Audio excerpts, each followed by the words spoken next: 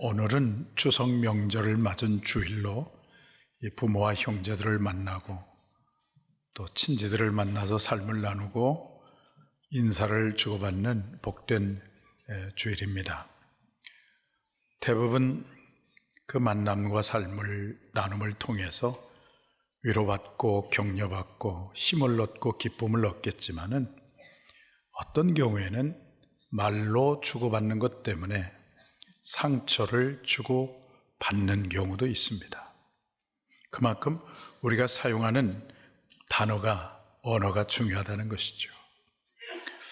우리 하나님께서 만물을 창조하실 때 말씀으로 창조하시고 맨 마지막에 사람을 창조하신 다음에 당신이 만든 그 사람을 보시고 하나님께서 말로 보시기에 심히 좋았더라, 이렇게 말씀하셨습니다. 아담도 하나님께서 짝지워 주신 그 하와를 만났을 때 그 기쁨을 몸으로 포옹을 한다든지 다른 방법으로 표현한 것이 아니라 말로 표현했습니다. 이는 내 사랑은 내 뼈 중에 뼈요 살 중에 살이로다. 그것은 사람은 말로 관계를 맺으며 살도록 창조되었기 때문입니다. 그런데 이 말은 단순한 소리의 영역이 아니라 영적인 영역이라고 하는 것입니다. 무슨 말씀이냐면은 그냥 그저 내뱉어지는 것이 아니라는 말입니다. 그 말의 배후에는 반드시 영적 실체가 있습니다. 그래서 말을 하지만은 어떤 경우에는 자꾸만 관계를 깨트리고 또 공동체를 파괴하고 결국은 그 말 때문에 자기에게 재앙이 오는 경우가 있고, 어떤 경우에는 그 말을 통해서 사람을 살리고 공동체를 세우기도 합니다. 관계와 공동체를 깨트리고 자신의 삶을 곤고하게 하는 그 말의 실체, 그것은 악한 영에서 온 것이고 그 악한 영의 그 지배를 받아서 내뱉어지는 말이 바로 우매자의 말입니다. 반면에 사람을 살리고 공동체를 세우고 함께 평화를 누리게 하는 말이 하나님에게서 온 말로서 그것이 바로 지혜자의 말인 것입니다. 특별히 히브리 사람들이 생각하는 말은 그 말 자체에 축복이 있고 저주가 있음을 확실하게 믿었습니다. 그래서 어떤 말을 듣느냐에 따라서 축복을 받느냐 저주를 받느냐가 결정되었습니다. 창세기에 보면은 믿음의 족장인 아브라함, 야곱, 이삭이 임종할 때, 아브라함, 이삭, 야곱이 임종할 때에 사랑하는 자식을 모아놓고 축복을 하기도 하고 저주를 하기도 합니다. 그런데 놀라운 사실은 그 족장들이 축복하고 저주한 대로 그의 자손들이 그대로 되어졌다고 하는 것입니다. 그런 면에서 오늘 본문의 전도자가 주시는 말씀처럼 우리가 한 분 한 분이 모든 이에게 복이 되게 하는 지혜자의 입술이 되어야 하겠습니다. 그러면 어떻게 사람을 살리고 모든 이에게 복이 되는 지혜자의 입술이 될 수 있겠습니까? 첫째는 우매자의 말을 버려야 합니다. 우매자라고 하는 말의 히브리 말은 캐슬이라고 하는데 단순히 지능이 낮은 사람이 아니라 하나님의 지혜와 훈계를 거부하고 도덕적으로 둔감한 사람을 의미합니다. 마음이 너무나 굳어버려서 하나님의 뜻, 하나님의 소원, 하나님의 마음이 들어갈 공간이 없습니다. 이런 우매자의 말은 처음부터 우매하고 끝날 때도 우매합니다. 그래서 남도 다치게 하지만은 결국은 자기도 그 한 말로 인하여 멸망하게 됩니다. 이 우매자의 특징을 오늘 본문에서 세 가지로 말씀을 하고 있는데 그 중에 하나는 우매자는 말을 많이 한다는 것입니다. 14절 말씀 한번 볼까요? 우매한 자는 말을 많이 하거니와 그랬어요. 또 야고보는 또 뭐라고 말씀하셨냐면은 야고보 3장 2절 한번 읽어볼까요? 우리가 다 실수가 많으니 만일 말에 실수가 없는 자라면 곧 온전한 사람이라 능히 온 몸도 굴레 씌우리라 그랬습니다. 이렇게 말을 많이 하다 보면은 생각지도 않은 말이 나오기도 하고, 그래서 자기도 모르게 남에게 상처를 주기도 하고 혹은 말 때문에 잘 진행되는 일도 허사가 되기도 합니다. 이것이 우리의 연약함이죠. 그래서 잠언 10장 19절에 말씀합니다. 한번 보겠어요. 말이 많으면 허물을 면하기 어려우나 그 입술을 제어하는 자는 지혜가 있느니라. 또 잠언 17장 28절 보겠습니다. 미련한 자라도 잠잠하면 지혜로운 자로 여겨지고 그의 입술을 닫으면 슬기로운 자로 여겨지느니라. 그래서 좀 부족해도 입을 꾹 닫고 있으면은 반은 성자가 된다는 것입니다. 입 다물고 있으면은 덕 있는 사람이고 입 다물고 있으면 군자가 된다는 말씀입니다. 그저 입 다물고 있으면 군자가 되었을 것을 미련한 자는 입을 여는 바람에 그 미련함이 노출이 되고 마는 것입니다. 그래서 야고보가 우리에게 말씀하시기를 1장 19절 보겠어요. 듣기는 속히 하고 말하기는 더디하며 성내기도 더디하라 이렇게 말씀하셨어요. 이 말은 듣기는 많이 하고 말하기는 적게 하라는 뜻입니다. 이스라엘 왕 가운데 가장 축복을 많이 받은 왕 여러분이 잘 아시죠? 솔로몬이죠. 왜 축복을 많이 받았을까? 그가 왕이 된 다음에 가장 먼저 했던 일은 기본 산당의 성소에 가서 1,000마리의 짐승을 불에 태워 번제로 드린 일을 먼저 했어요.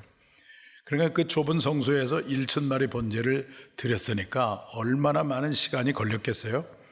아마 수백일 걸렸는지 몰라요. 그렇게 해서 하나님 앞에 온전히 번제로 드렸어요. 온전한 예배를 드렸더니 하나님께서 임재 가운데 찾아오셨어요. 여러분, 우리가 온전히 하나님을 예배하면 하나님이 여러분 가운데 임재하시고 여러분을 찾아오시는 줄로 믿습니다. 이거 예배의 축복이죠. 근데 하나님께서 찾아오셔서 내가 너에게 무엇을 줄고 너는 구하라 이렇게 말씀을 하니까 솔로몬이 부귀와 장수와 명예를 구하지 아니하고 이 백성을 잘 다스리고 재판을 정당하기 위해서 듣는 마음을 주세요 이렇게 구했단 말이에요. 열왕기상 3장 8절과 9절 보겠습니다. 주께서 택하신 백성 가운데 있나이다. 그들은 큰 백성이라 수요가 많아서 셀 수도 없고 기록할 수도 없사오니 누가 주의 이 많은 백성을 재판할 수 있사오리까? 듣는 마음을 종에게 주사 주의 백성을 재판하여 선악을 분별하게 하옵소서 그랬어요. 솔로몬이 구한 것은 장수가 아니었어요. 부귀가 아니었어요. 명예가 아니었습니다. 듣는 마음이었습니다. 그 듣는 마음을 가진 솔로몬을 하나님은 그렇게 복을 주신 것입니다. 말을 자꾸만 하려고 하는 것보다는 들으려고 하는 마음을 갖게 되는 저와 여러분이 되어지기를 축복합니다. 그것이 바로 복을 누리는 길입니다. 그래서 의사소통에 관한 연구에 3대1 법칙이 있다고 합니다. 한번 잘 들어보세요. 3마디 듣고 1마디 하고 3분 듣고 1분 말하고 3가지를 듣고 1가지를 말하는 것이 바로 대화의 비결이다 라고 하는 것입니다. 오늘 추석을 맞이했는데 이렇게 한번 해보시길 바랍니다. 잠언 18장 13절에도 이렇게 말씀하세요. 보겠어요. 사연을 듣기 전에 대답하는 자는 미련하여 욕을 당하느니라 그래서 상대방이 말할 때 여러분 어떻게 해야 됩니까? 충분히 사연을 들을 수 있어야 한다는 것입니다. 많이 들어야 된다는 거예요. 그리고 더디 말을 해야 한다는 것입니다. 그럴 때 비로소 우리는 소중한 가족이 되는 것입니다. 특히 그 목장에서는 충분히 듣는 것이 필요해요. 충분히 들어야 돼요.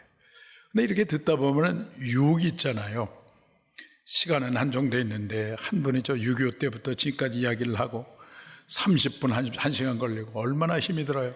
그래도 들어야 돼요. 그런데 그때 유혹이 있는데 어떤 유혹이냐면 2가지 유혹이 있는데 하나는 정답을 정답을 주려고 하는 유혹이 있고 또 하나는 가르치려고 하는 유혹이 있어요. 이 유혹을 물리쳐야 됩니다. 사연을 다 듣기 전에 정답을 주려고 하고 가르치려고 하면은 그분이 마음의 문을 그다음부터는 닫아버려요. 그래서 그 유혹을 물리쳐야 돼요. 좀 힘들어도 모건의 이야기를 들어주는 것, 그것이 바로 지혜자의 모습입니다. 우리가 지혜자의 입술이 되기 위해서는 우매자의 입술을 버려야 되는데 우매자의 입술에 또 하나의 특징이 있어요. 장담을 한다는 거예요. 14절 말씀을 다시 한번 보겠어요. 우매한 자는 말을 많이 하거니와 사람은 장래 일을 알지 못하나니 나중에 일어날 일을 누가 그에게 알리리요. 그랬어요. 우매자가 말을 많이 하다 보니까 장담을 곧잘 합니다. 지키지 못할 말을 하거나 감당할 수 없는 말을 하거나 믿음에 뿌리를 두지 못한 허황된 말을 하기도 합니다. 그래서 전도서 기자가 말을 합니다. 우매자의 말은 장래 일을 알지 못하나니 나중에 일어날 일이라는 게 뭐예요? 이 말은 죽음 다음에 일을 알게 할 자가 누구랴, 그런 뜻입니다. 여러분, 하나님 외에 누가 장래 일을 말할 수 있으며 인생의 생사화복을 말할 수 있겠습니까? 그렇잖아요. 제 친구한테 그 문자가 왔어요. 근데 보니까 친구의 문자가 아니라 친구의 전화, 핸드폰을 가지고 그 부인이 문자를 한 거예요. 문 목사님이 오늘 소천했습니다. 그런 내용이에요. 여러분, 우리는 5분에 어떻게 될지 아무도 몰라요. 야고보가 말씀하시기를 우리 인생은 잠깐 있다가 없어지는 안개와 같으니라. 안개, 눈에 보이지만은 손으로 쥐면은 쥐어지지 않아요. 그게 안개인데 우리 인생이 안개와 같다는 거예요. 장래는 우리 손에 달려있는 것이 아니라 누구의 손에 달려있어요? 하나님의 손에 달려있어요. 하나님의 손에 달려있는 줄 알고 우리는 하나님 앞에 오늘 하루하루를 믿음으로 정직하고 바르게 하나님의 뜻을 구하면서 살아가는 거예요. 이것이 우리 크리스찬의 삶의 태도입니다. 무슨 일이 전개될지 몰라요. 제가 오래전에 미국에 연수 갔더니 저의 멘토 역할을 해주신 목사님이 해주신 그 말이 저에게 얼마나 힘이 되었는지 몰라요. 목회자의 삶이란 하나님 앞에 하루하루 살아가는 것이다. 그래서 하루하루 살아갔더니 지금까지 하나님이 인도해 주셨어요. 예기치 않은 장애물도 있고 넘어야 할 산도 있고 뜻하지 않은 함정도 있고 그걸 어떻게 내가 다 계산하고 장담하고 그렇게 살아갑니까? 그냥 오늘 하루하루를 살아가는 거예요. 또 우매자의 세 번째 특징은 뭐냐면은 파멸을 가져온다는 거예요. 15절 말씀 보겠습니다. 우매한 자들의 수고는 자신을 피곤하게 할 뿐이라 그들은 성읍에 들어갈 줄도 알지 못함이니라. 그래서 아무런 소득도 축복도 유익도 없게 된다는 말이죠. 말을 많이 하고 장담하고 허황된 말을 하면 그렇게 하는 우매자도 망하지만 그 말을 듣는 사람도 고나게 한다는 거예요. 사랑하는 여러분, 하나님은 우리 한 분 한 분이 우매자의 입술이 아니라 지혜자의 입술이 되기를 원하십니다. 그러기 위해서 말을 많이 하는 것, 사연을 듣기 전에 대답하는 것, 장래를 장담하는 말은 결국은 자신과 이웃을 파괴하는 우매자의 말인 것을 아시고 오늘부터 우매자의 말을 버리고 지혜자의 입술이 되기를 주님의 이름으로 축복합니다. 우리가 지혜자의 입술이 되기 위해서는 첫째는 우매자의 입술의 말을 버려야 합니다. 두 번째는 적극적으로 은혜로운 말을 해야 합니다. 이 은혜로운 말을 하는 사람을 오늘 성경은 지혜자라 이렇게 말씀을 하고 있어요. 지혜자는 하늘로부터 지혜를 받은 사람이에요. 하나님과 생명적 관계 속에 있기 때문에 하나님께서 그 지혜를 주시는 것입니다. 오늘 보면은 그 지혜자의 말이 은혜롭다라고 말씀을 하십니다. 12절 말씀을 보겠어요. 지혜자의 입의 말들은 은혜로우나. 그래서 지혜자의 말은 은혜롭습니다. 그 말을 들으면 힘이 쏟고 위로를 받고 마음속에 있는 상처가 치유되어지기도 하고 그래서 들어도 질리지 않고 자꾸만 듣고 싶어 합니다. 왜냐하면 그 말이 은혜로우니까. 오늘 여러분의 말이 은혜로운 말이 되기를 축복합니다. 이 은혜로운 말이 우리에게 체질화되고 습관화되고 인격화되어야 합니다. 그래서 어느 성자는 말할 때 항상 본인에게 세 가지를 묻는다고 하였습니다. 첫째는 이것이 사실인가 하는 것입니다. 내가 하는 말이 누군가에게 건네 들은 이야기가 아니라 반드시 확인된 사실이어야 합니다. 그렇지 않으면 나는 말로서 엄청난 죄를 짓는 것이 되고 맙니다. 해가 되는 말 덕이 되는 말이라고 한 책을 쓴 캐롤 메이홀 여사는 항상 이렇게 기도했다고 해요. 주님, 제가 걷지 않은 길에 대해 제 입으로 말하지 말게 하여 주시옵소서, 그렇게 기도했다고 합니다. 우리도 마찬가지입니다. 사실적으로 확실하게 경험한 사건만을 말해야 하는 것이죠.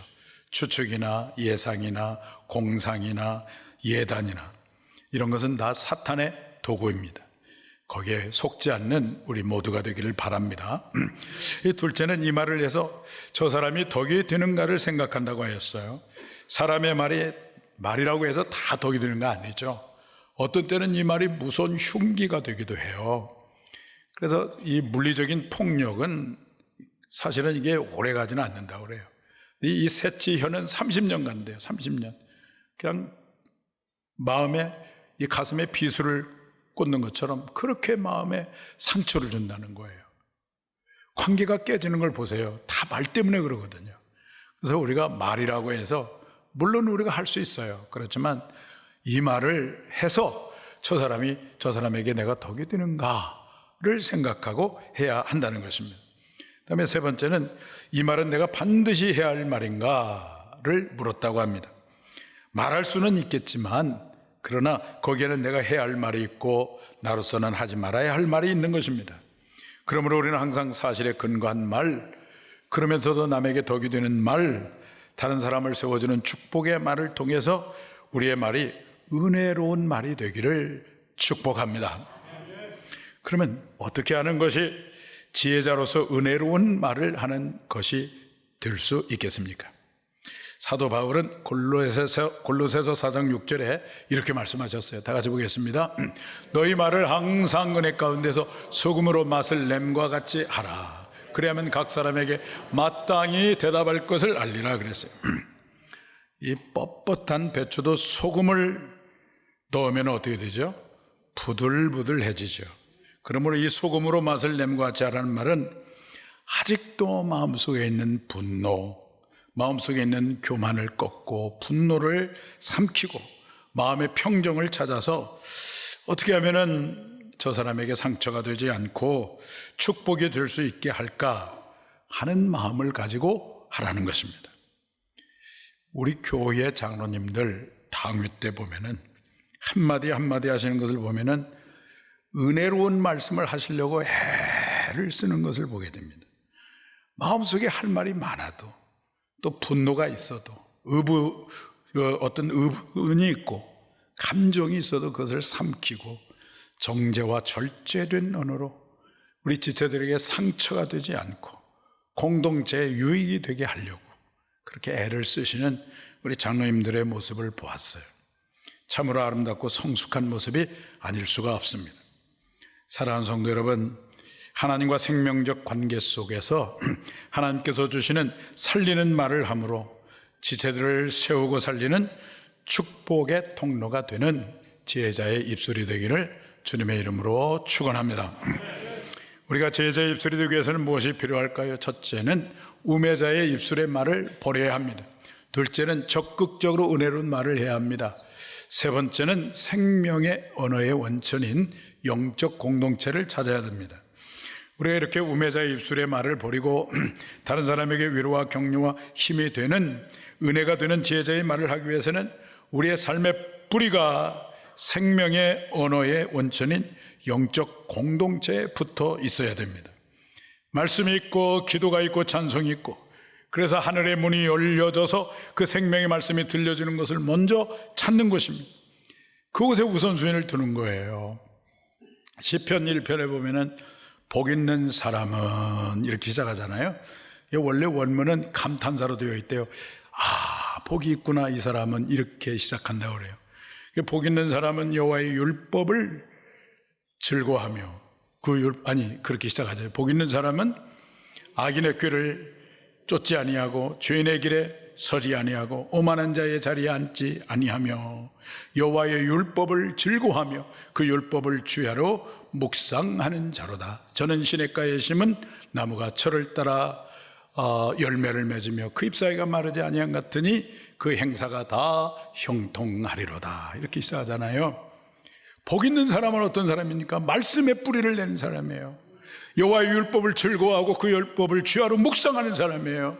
그것을 하나의 그림 언어로 말씀을 하고 있는데, 시냇가에 심은 나무로 이렇게 비유해서 말씀해 주고 있어요.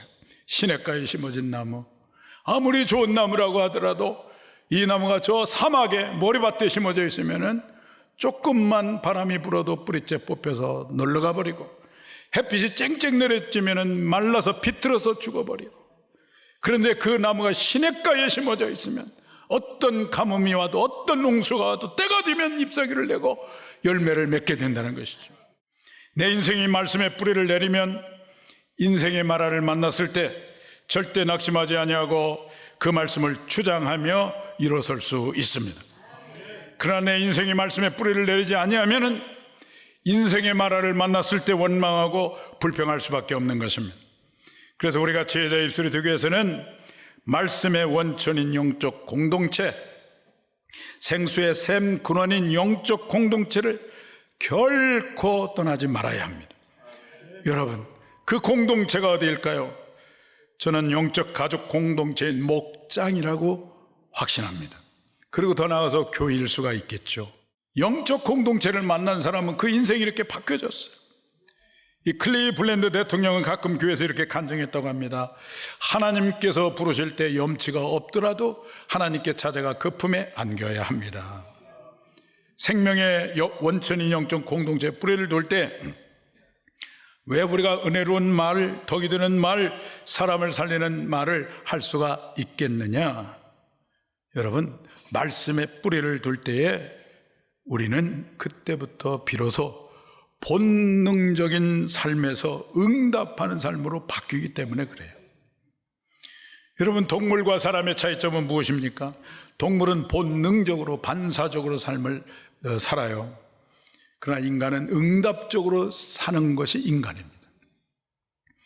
영어로 표현해서 죄송합니다만은 이렇습니다. 동물은 리액션으로 살고 우리 인간은 리스판스로 살아요. 응답으로 살아요. 여러분들이 개를 잘 키웠는데도 개에게 들어가는 돈이 어마어마하다고 그래요. 그렇게 정성을 들여서 잘 키웠는데도 불구하고 잘못 다리를 콱 밟으면 어때요? 개가 깨갱하고 잘못하면 주인도 덤벼들고 그러잖아요. 그렇게 반사적으로 하는 거예요. 그런데 사람은 어떻습니까? 우리가 버스나 전철을 탈 때에 누가 내 발을 밟았습니다. 깜짝 놀랄 정도로 아파요.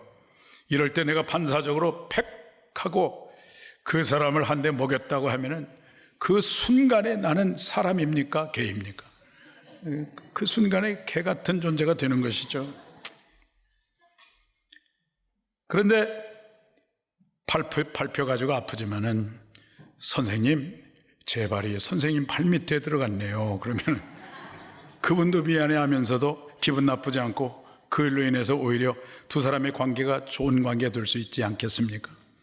이것이 리액션, 반사와 리스판스, 응답의 차이입니다. 이런 응답, 이 리스판스라고 하는 단어에서 책임이라고 하는 단어가 나왔어요. 리스판시빌리티. 반응이 아니라 응답하는 사람이 바로 책임적 존재로 살아가는 사람이에요. 오늘 예배하는 여러분 모두가 여러분 가정, 여러분 교회, 또 여러분의 직장에서 그냥 반응하는 사람이 아니라 반사적으로 이렇게 행동하는 사람이 아니라 오늘부터 응답하는 사람이 될 수 있기를 축복해요. 그 사람이 리더예요. 그 사람이 진정한 그런 리더인 것입니다. 그 사람이 바로 지혜자인 것입니다. 사랑하는 여러분, 왜 우리들의 삶 가운데 많은 허물과 실수가 없겠습니까? 축복을 주고받기도 하지만은 어떤 때는 아픔을 주기도 하고 받기도 하였을 것입니다. 그러나 생명의 원천인 말씀의 공동체를 통해서 나를 용서하시고 싸매시는 우리 주님의 풍성한 용서와 사랑을 경험하심으로 점점 우매자의 말은 버리고 다른 사람에게 은혜가 되는 말을 통해서 오늘 우리의 입술이 지혜자의 입술이 되어서 너도 나도 그리고 공동체 모두가 행복과 기쁨을 누리게 되기를 주님의 이름으로 축원합니다.